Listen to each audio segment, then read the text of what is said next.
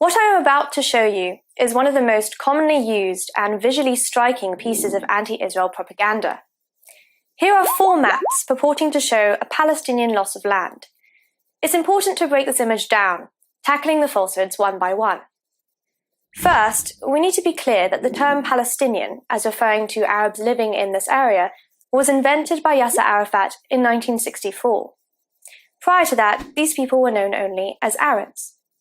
Even in the 1947 UN partition plan, there's no mention of Palestinians, but rather, respectively, the Jewish population and the local Arab population. And this makes sense, because there's never been a Palestinian state. In the same vein, there's never been Palestinian land. Rather, the land was part of the British Mandate for Palestine, a geographical area controlled by Britain after the collapse of the Ottoman Empire at the end of the First World War. The first map purports to show the whole of Palestine in 1946. The flag you see here was actually first adopted in 1964 by the PLO.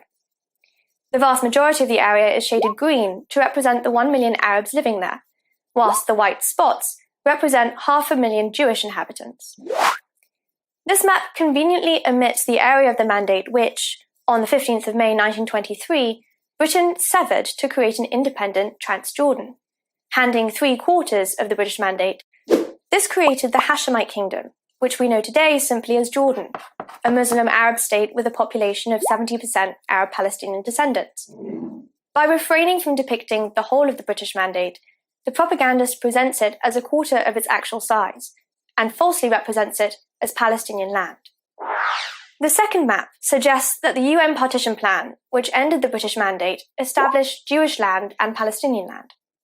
While the partition plan called for the creation of a Jewish state and a state for the local Arab population, the Arabs rejected the plan.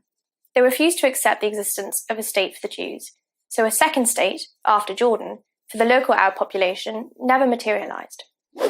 Instead, in 1948, within hours of its declaration of independence, 7 Arab countries attacked Israel with the intent of annihilating it. The end of that war, in which the fledgling Jewish state defended itself and fought for its very survival, brings us to the third map. Often called the 67 borders, these are neither borders nor do they date from 67. This is in fact the armistice line of 1949, simply reflecting which entity controlled what land when the fighting stopped. Map number 3 represents Gaza and the West Bank as Palestinian land. This is again a falsehood. The West Bank was land occupied by Jordan from 1948 to 67 and ethnically cleansed of its Jews. Gaza was occupied by Egypt from 49 to 67. Still today, Egypt holds parts of the Strip from Rafah to the south. Again, the attempt to present the green shading as Palestinian land is categorically false. The fourth map shows what it terms Palestinian land today, and implies that this is what remains of a larger original territory. This is not what is left. Rather, it is the only land which Palestinians have ever controlled. In the Oslo Accords, the green areas within the West Bank were ceded by Israel to the PLO in exchange for peace. Sadly, the Palestinian end of that bargain was never upheld.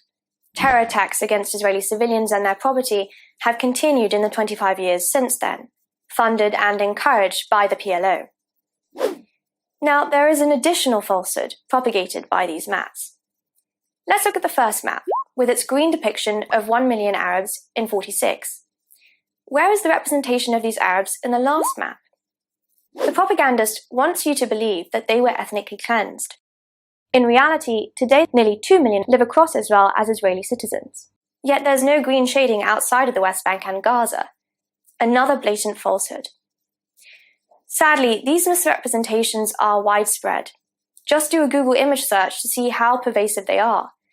These false maps are relied on as fact by respected journalists and academics worldwide, who themselves have been fooled into believing them. They in turn unwittingly spread the propaganda themselves. We cannot allow these lies to continue. Share this clip and spread the truth about these maps. I'm Kiki Hausdorff, and you're watching JTV.